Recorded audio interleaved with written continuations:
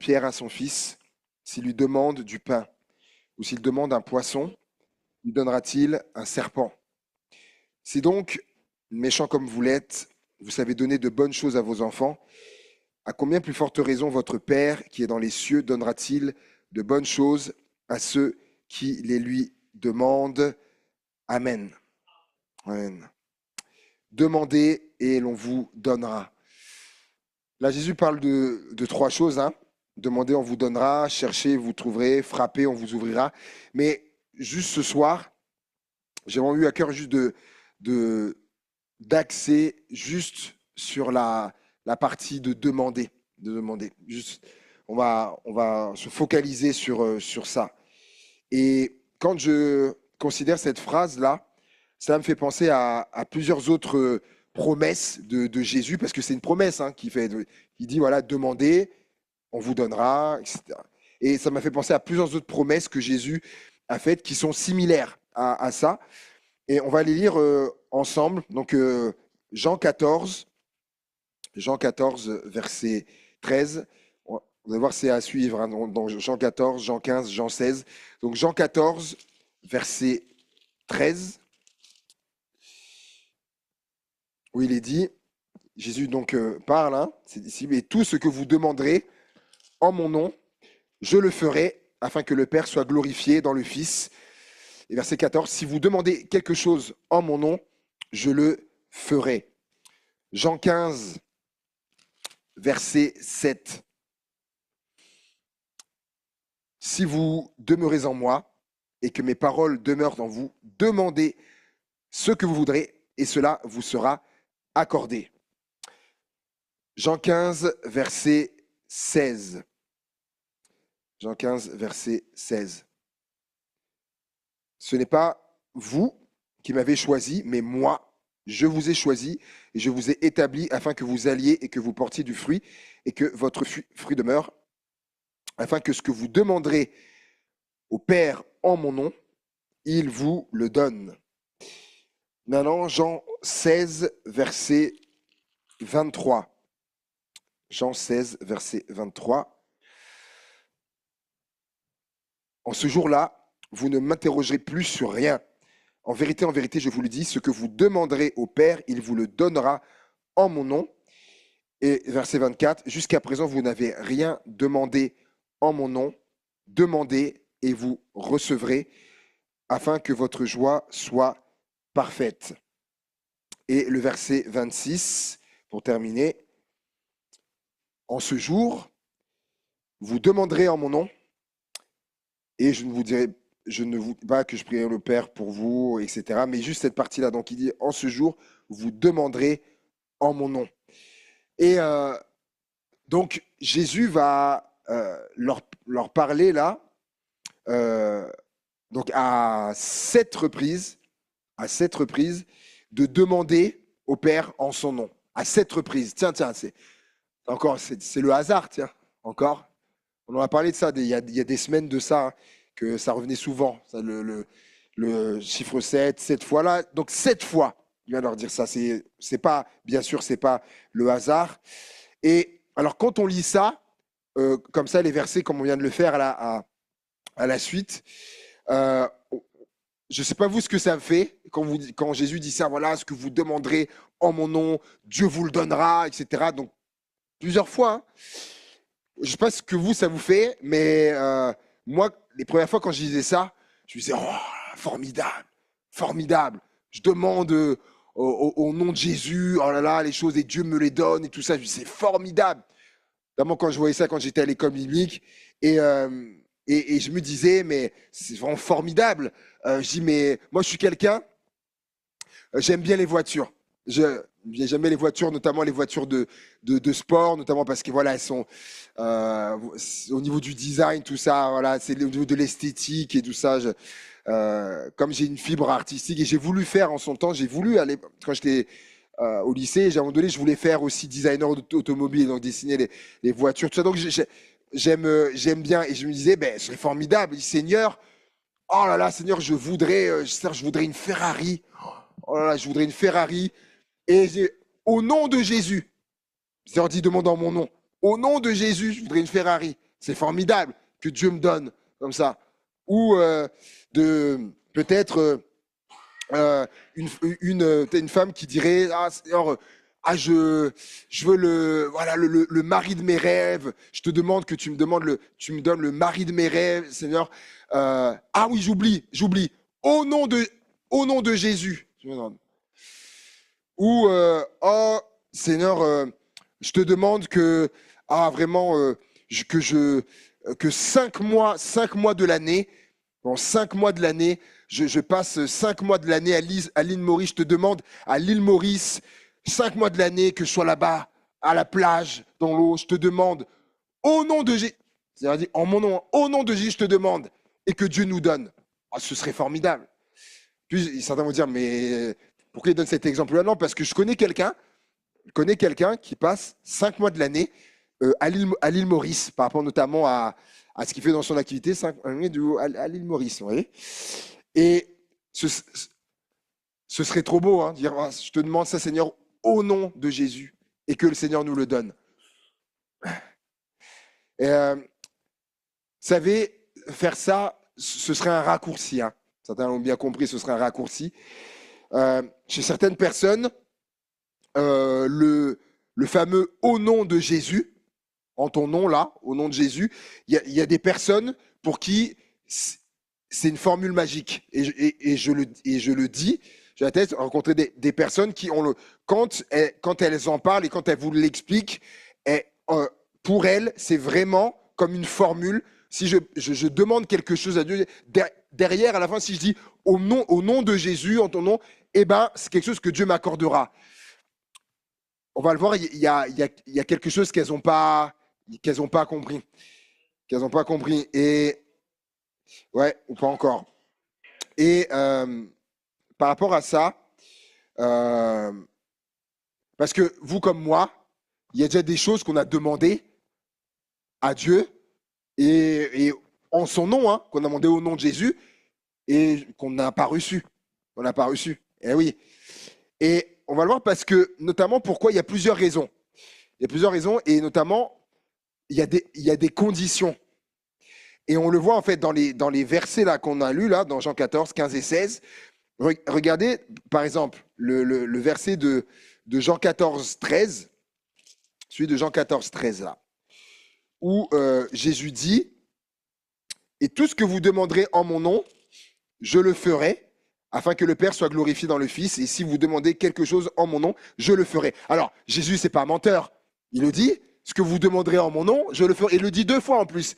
Alors, on dit, mais c'est quoi alors? Et là, verset 13-14, et regardez à partir du verset 10, au-dessus ce qu'il est dit. Dire, ne crois-tu pas que je suis dans le Père et que le Père est en moi? Et verset 11, croyez-moi, je suis dans le Père et le Père est en moi. Croyez, du moins, à cause de ses œuvres. En vérité, je vous le dis, celui qui croit en moi fera les œuvres que je fais. 4 fois, Jésus parle, dit, ne crois-tu pas? Il faut croire. Croyez. Et c'est après qu'il dit, voilà, ce que vous demanderez au Père en mon nom, je le ferai. Déjà, il faut croire. Déjà. Donc, les personnes qui sont là, disent, voilà, ils demandent des choses à Dieu, oh, ton nom, Jésus. Mais si les personnes déjà ne croient pas, ça ne marche pas. Déjà. Dans le verset de Jean 15, 7, Jean 15, 7, on l'a lu.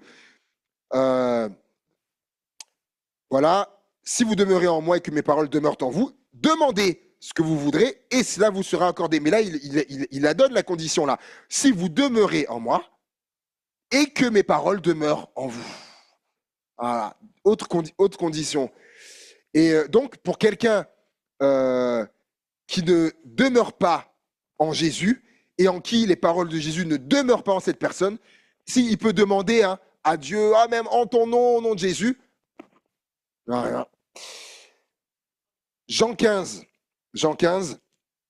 et donc on a lu le verset 16 de mémoire. C'est ça, Jean 15 à la fin où il est dit « Et que votre fruit demeure, afin que ce que vous demanderez au Père en mon nom, il vous le donne. » Ok. Mais ce qui est très intéressant, regardez le verset 12. Le verset 12, qu'est-ce qu'il est dit? Parce qu'en fait, ce que Jésus dit là, c'est comme dans un hamburger ou dans un sandwich. c'est encerclé de deux choses. Vous allez voir. Verset 12, regardez. C'est ici mon commandement. Aimez-vous les uns les autres comme je vous ai aimé. Donc, ça, c'est le début. Et regardez le verset 17, qui serait, on va dire, la base du sandwich, si on me prend cette image. Ce que je vous commande, c'est de vous aimer les uns les autres. Tiens, quand Jésus dit tout ce que vous demanderez, Père, en mon nom, il vous le donnera, mais il dit, il faut vous aimer les uns les autres. Ah ouais, il faut vous aimer les uns les autres. Donc, quelqu'un qui demandera à Dieu quelque chose, Seigneur, etc., je te demande, mais je te le demande en ton nom, au nom de Jésus, tu me demandes, et qui n'aime pas son frère, sa sœur, les autres, niet. Et il y a une donnée en plus, il y a une donnée en plus au verset 15. Regardez au verset 15. Je ne vous appelle plus serviteur, parce que le serviteur ne sait pas ce que fait son maître, mais je vous appelais ami, parce que je vous ai fait connaître tout ce que j'ai appris de mon Père. Donc, il y a une autre condition aussi, lorsque je demande quelque chose au Père pour qu'il me donne, il y a une autre, il dit, il faut être un ami de Jésus, un ami de Jésus. Et c'est à ses amis que Jésus fait cette promesse. Il faut bien comprendre, hein, c'est pas n'importe qui, c'est à ses amis qui fait cette promesse-là, que tout ce qu'ils demanderont au Père en son nom, ils le recevront. Donc c'est à ses amis. Chacun d'entre nous ici, là, tout le monde n'est pas notre ami. Tout le monde n'est pas notre ami. Et de même, c'est pareil pour Jésus. Tout le monde n'est pas l'ami de Jésus, sinon ce serait trop facile. Quelqu'un qui est pas l'ami de Jésus, il va demander comme ça quelque chose à Dieu. Oh, mais parce que j'ai demandé en ton nom, tu me donnes. Ce serait... Et en plus, s'il obtiendrait, ce serait trop facile. Trop facile. J'ai été regarder un ami. Alors, c'est défini par tellement de choses que ce serait trop long. Un ami, mais ce que j'ai relevé des choses par contre qui viennent faire le lien avec ça. C'est très intéressant. Un ami, donc une personne avec qui on est étroitement lié. Étroitement lié. C'est très intéressant parce que là, dans ce chapitre-là, quand je viens de dire, qu'on lit depuis tout à l'heure, Jean 15, il est question des cèpes à un moment donné, des cèpes et des serments. Il dit, vous êtes les sarments, je suis le cep. Il dit, voilà, il faut que les sarments soient attachés au cep, etc., pour porter du fruit. Et c'est ça. Les sarments sont étroitement liés au cep. Et il y a cette dimension-là ce sarment d'être lié attachés à Jésus, comme des amis sont attachés l'un à l'autre. Et un ami également, c'est dit, avec qui l'on partage des choses personnelles. Des choses personnelles qu'on ne va pas partager avec tout le monde. Si nous sommes étroitement liés à Jésus, nous sommes éligibles au fait de recevoir lorsque nous demandons.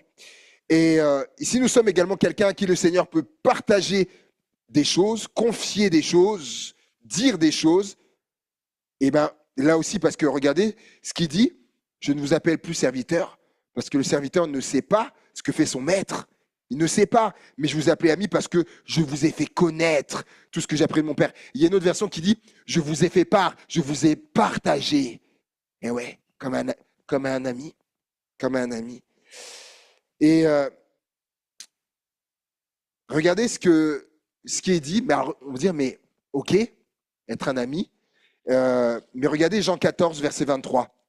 Jésus, il va dire, pour lui, sa définition à lui aussi, c'est quoi? Être un ami. Jean 14, verset 23. Regardez ce qu'il est dit.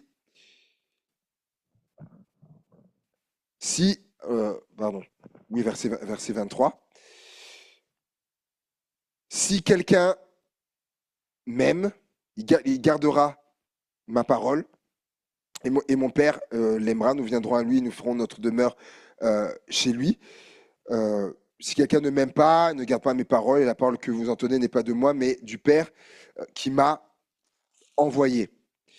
Attendez, là, Oui, c'est ça.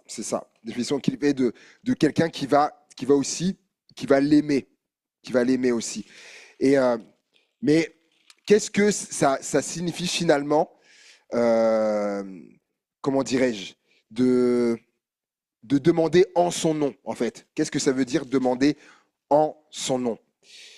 Eh ben, j'ai réfléchi et je me suis dit, lorsque on demande à quelqu'un euh, d'appeler une autre personne de notre part, en fait. On dit, ouais, tu vas l'appeler, appelle-le de ma part, en mon nom, quoi, en mon nom, appelle-le de ma part. Euh, on ne peut pas faire ça avec quelqu'un qui est un inconnu ou quelqu'un qu'on vient de rencontrer. On ne peut pas faire ça. Si on peut faire ça qu'avec un ami ou des personnes de confiance. Et d'ailleurs, si on dit à quelqu'un, oui, appelle-le de ma part, ça veut dire que on est d'accord, on est d'accord avec ce que la personne va lui demander. On est d'accord, on est d'accord avec ça. Et donc, demander des choses au nom de Jésus, c'est donc bien plus profond qu'une simple formule. Dire au nom de Jésus, à rajouter à la fin de nos prières. Pour demander des choses au nom de Jésus et espérer les obtenir, il faut que Jésus soit d'accord avec ce que nous demandons. Donc, comme l'exemple que j'ai pris, si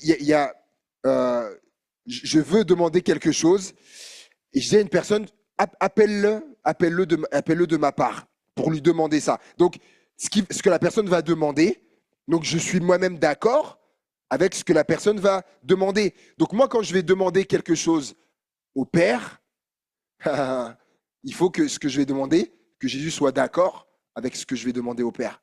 Vous avez saisi? Voilà. Et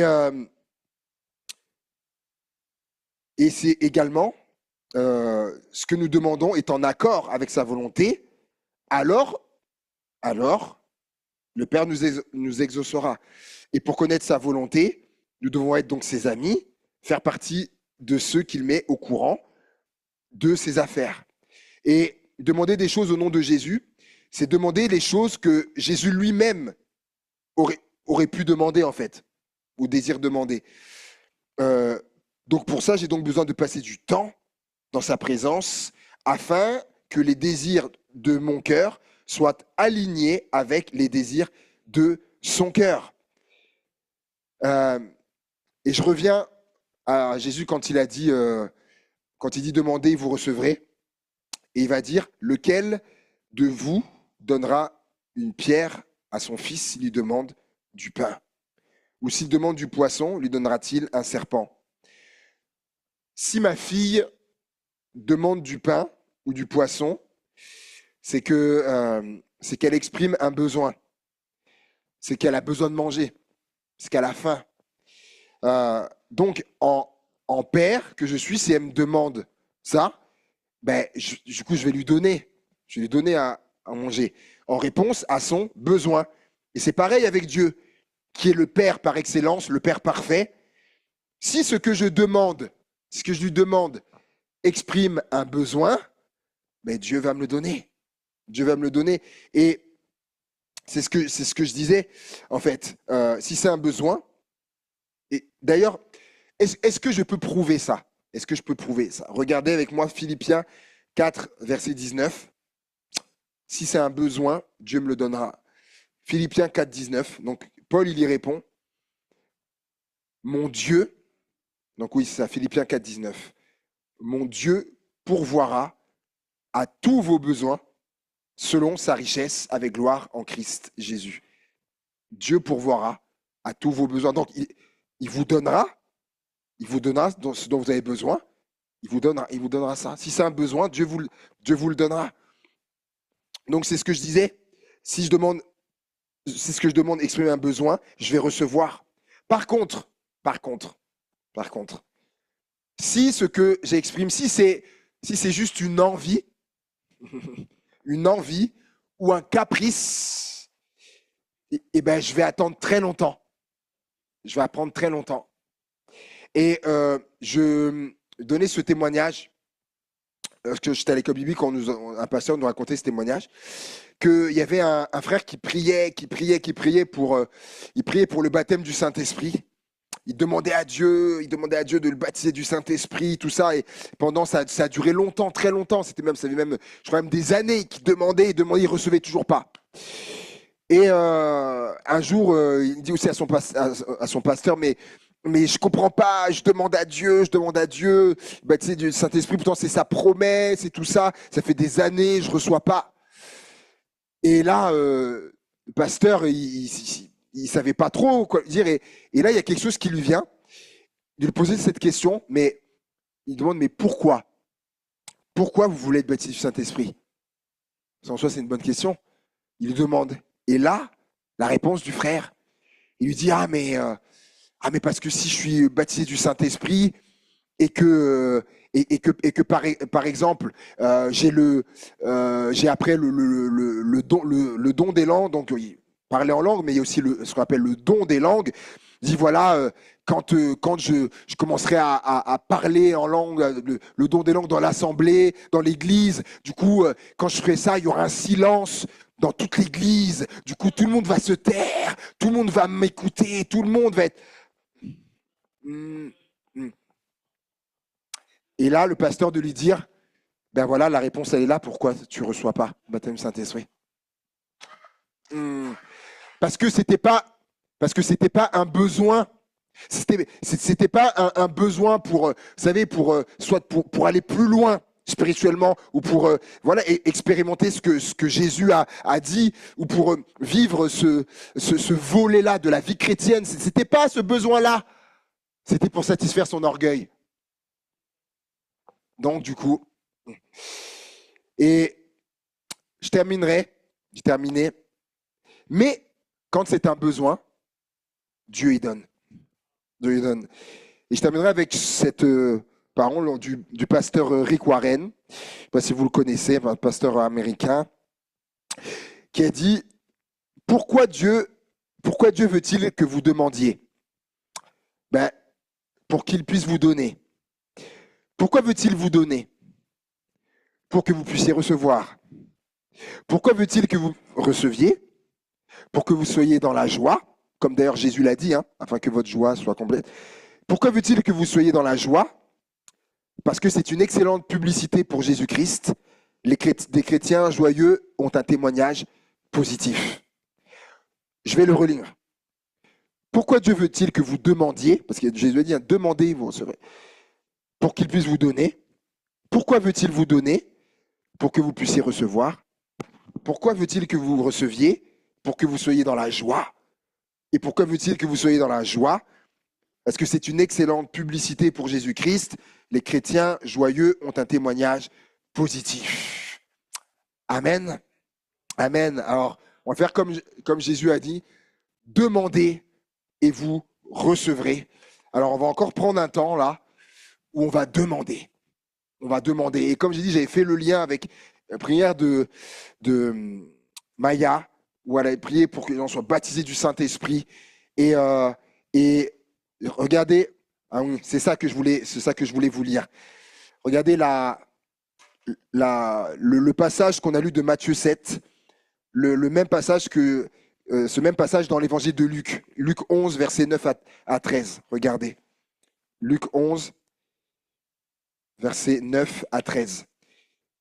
Et moi je vous dis, demandez et l'on vous donnera, cherchez et vous trouverez, frappez et l'on vous ouvrira.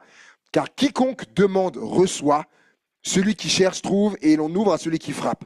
Quel est parmi vous le père qui donnera une pierre à son fils s'il lui demande du pain? Ou s'il demande un poisson, lui donnera-t-il un serpent au lieu d'un poisson?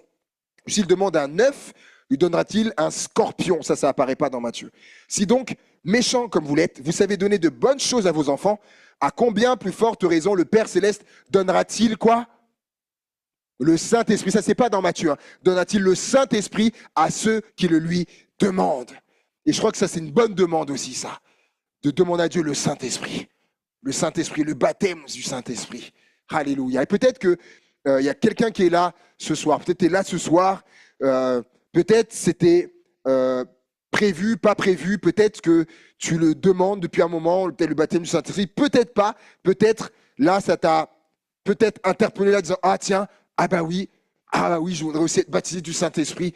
Eh ben, on va demander. Et après, les sujets viendront après. Mais dans un premier temps, j'aimerais qu'on puisse prier pour ça, prier pour le baptême du Saint-Esprit. On va voir comment le Seigneur conduit. Peut-être c'est quelqu'un qui est là ce soir, qui désire, qui demande ça à Dieu. Et ben on va prier pour ça. Peut-être on peut prier aussi pour voilà les gens de nos frères et sœurs de l'Assemblée. Peut-être certains qui ne sont pas baptisés du Saint-Esprit, qui sont là ou pas là.